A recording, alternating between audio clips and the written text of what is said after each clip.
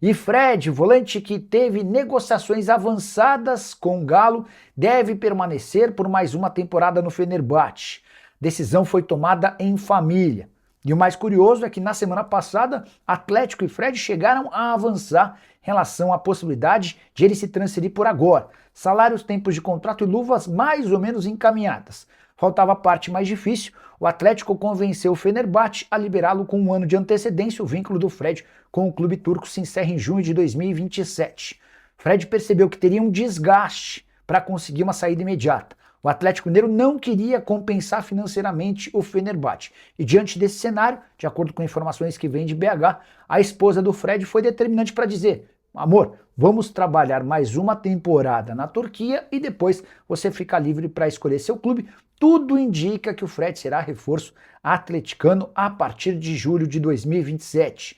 Por lá, 2.300.000 reais por mês de salário. Era exatamente esse o valor que o Atlético pagaria a partir da chegada do atleta. Esse adiamento em uma temporada freia uma negociação super importante. O Galo chegou a separar a camisa 7 do Hulk, que foi jogar no Fluminense, para reservá-la para um jogador formado na base do Atlético, natural de BH e torcedor fanático do Galo. Hora de falar sobre o Galo, que quer ainda mais 4 reforços, mesmo depois da chegada de Léo Duarte, ex-zagueiro do Flamengo, contratado após sair do Istambul Başakşehir. Os alvos do Atlético para metade do ano: um zagueiro canhoto para substituir Júnior Alonso, um primeiro volante, um meia e um ponta. Surgiu nas últimas horas a especulação de que o ponta pode ser Matias Vargas. 29 anos de idade, atua como ponta esquerda e ponta direita e joga no Al Fateh da Arábia Saudita, a temporada passada das mais interessantes. 31 jogos, 10 gols e 5 assistências. Segunda temporada dele no futebol saudita, ele havia sido comprado a custo zero do Shanghai Port. Antes de gravar o vídeo, procurei um dirigente do Atlético para entender em que pé estão essas negociações por outros reforços. Estou aguardando a resposta. Assim que tiver qualquer comentário, conto para vocês. Beleza? A Bernard permanecerá no Galo. Dá para cravar que, apesar de uma proposta do Panathinaikos, a decisão do Atlético e do jogador foi pela permanência. O Bernard chegou a ter um acordo verbal com a diretoria atleticana, algumas semanas atrás, de que se pintasse proposta ele seria liberado de graça no mês de julho. Você vai lembrar que o Bernard chegou a se desentender com os torcedores do Galo, depois de comemorar um gol, mandando os torcedores ficarem quietos, a coisa ficou ruim e o Bernard cogitou ir embora. Ele conversou com o dirigente do Atlético e, pela relação muito amistosa entre as partes, o Galo chegou a dizer: ó, se tiver proposta a gente te libera. O tempo passou, o Barba foi contratado, o Bernard retomou a condição de titular e hoje é protagonista do time, inclusive nos 2 últimos jogos com um gol e uma assistência. Temporada de 29 jogos, 5 gols e 2 assistências. Nos últimos dias o Panathinaikos procurou o Atlético oferecendo 1 milhão de euros. Paulo Brax agradeceu e descartou, o Bernard também demonstrou a intenção de ficar e é assim que vai acontecer. O Bernard segue como jogador do Atlético para o restante da temporada. E Gustavo Scarpa está na mira do Santos. Alexandre Matos, que já trabalhou com o meio atacante no Palmeiras, tem feito esforços nos bastidores para que essa negociação aconteça. Vale a lembrança de que o Scarpa faz parte de uma lista de atletas negociáveis no Galo, mas o Atlético quer uma compensação financeira entre 3, 4 ou até 5 milhões de euros, além de exigir que o clube que está o contratando assuma 100% dos seus salários. Hoje o Scarpa fatura na casa de 1.200.000 reais por mês. O Santos está se livrando de alguns jogadores extremamente caros, com um salário parecido ao do Scarpa. A grande questão é encontrar esses 3, 4 ou até 5 milhões de euros para convencer o Galo a fazer negócio. No primeiro momento, a tentativa santista se deu por um empréstimo, algo que dificilmente acontecerá. Scarpa, que alternou bons e maus momentos com a camisa atleticana, não entra em campo desde 5 de maio. Ele sofreu uma lesão que acabou até sendo conveniente, porque o impediu de disputar os 13 jogos no Brasileirão que iriam impedi-lo de atuar por um rival. Temporada atual de Gustavo Scarpa, 23 jogos, 2 gols e 5 assistências. Gostaria que você usasse o espaço para comentário para opinar.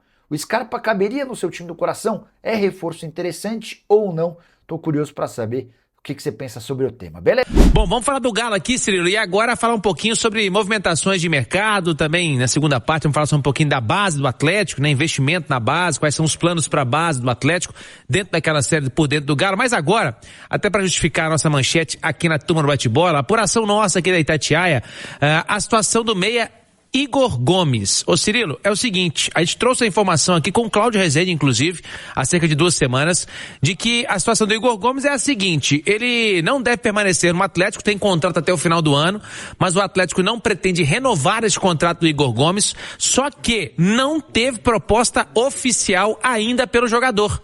Até destacamos aqui há cerca de 2 semanas o interesse do Bragantino, né, no futebol do Igor Gomes, mas por enquanto, nesse momento, não chegou nada de forma oficial. Então ele, que não vem tendo tantos minutos mais assim com o Barba, não tem espaço mais nesse time do Atlético, ou pelo menos tem sido assim nos últimos jogos, e também não tem sua situação definida ainda, aguarda por essa proposta, seja do Bragantino ou de uma outra equipe para seguir.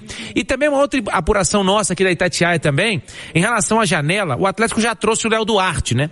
E há uma previsão, e aí se surgir uma oportunidade diferente, é claro que o Atlético vai estudar, de chegada de pelo menos mais 2 ou 3 reforços.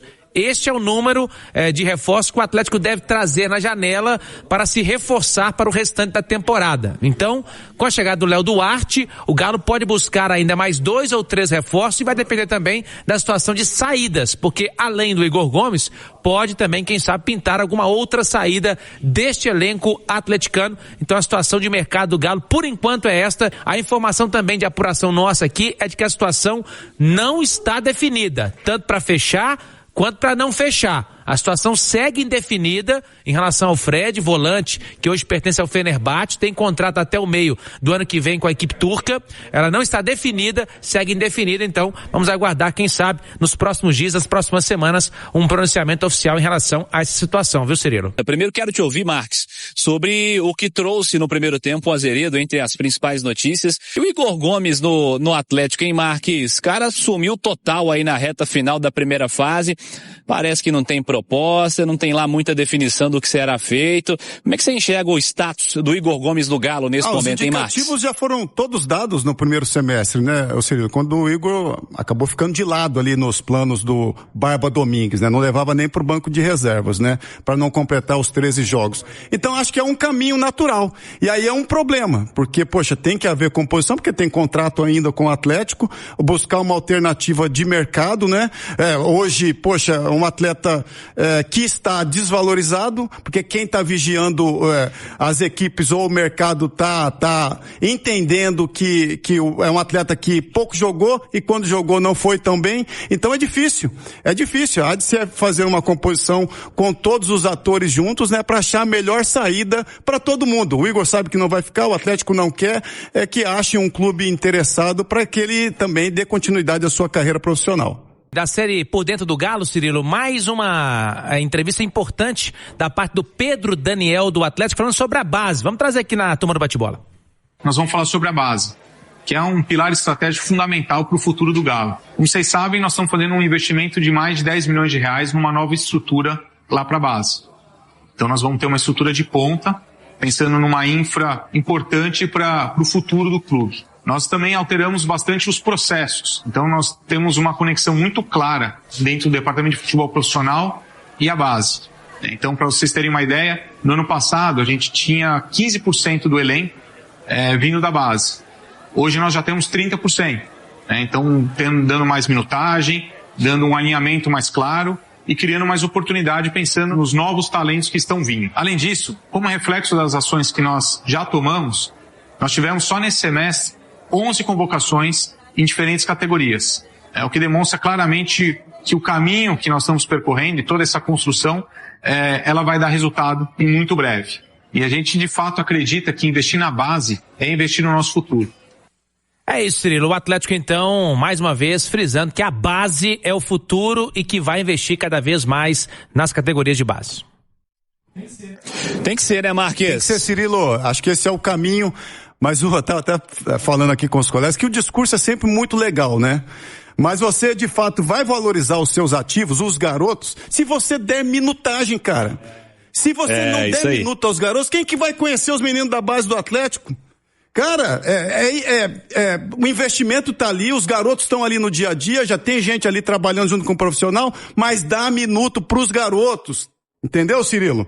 Para o negócio andar, senão fica no discurso, cara. O discurso, ele é muito lindo, entendeu? Mas na prática o Atlético precisa se mexer para dar, de fato, a minutagem necessária para esses garotos, para Vitão, para Veneno, para Vitão, Veneno, Pacini, Cauã Soares. Tem uns meninos que estão na seleção brasileira agora. Cara, tá. tem uma leva Marcos, de bons jogadores, Samuel, entendeu? Vinícius, Riquelme. Riquelme, que está sendo muito bem falado aqui, né, pelo Brasil afora, né, porque já está até na seleção brasileira de base. Então é colocar, Cirilo, dá minuto aos garotos. É isso, cara. Eu tô ouvindo você falar, você citou até o Vitão aí. É aquilo, a base é isso, a base é aquilo, tem jogadores aqui, jogadores ali, o Vitão é bom, não sei o quê. Aí você vai e compra o Vitor Hugo, né, no final do ano. Então, pô, se você contratar o Vitor Hugo vai tirar o espaço do Vitão, então não compra o Vitor Hugo, bota o Vitão pra jogar, porque o máximo vai acontecer é entregar a mesma coisa. Mas pelo menos é seu, né? Porque você trazer mais um zagueiro, pra ser o terceiro zagueiro, o quarto zagueiro, Poxa. é tirar espaço dos garotos, entendeu? Que você já viu que tem isso aí. potencial, senão não estaria treinando em cima. Se vai contratar um nota 5, uso da base. Uso da base, se você der uma sorte, você consegue fazer com que ele vire um jogador depois. Tô nessa aí. Penso como você, Olê Marquês.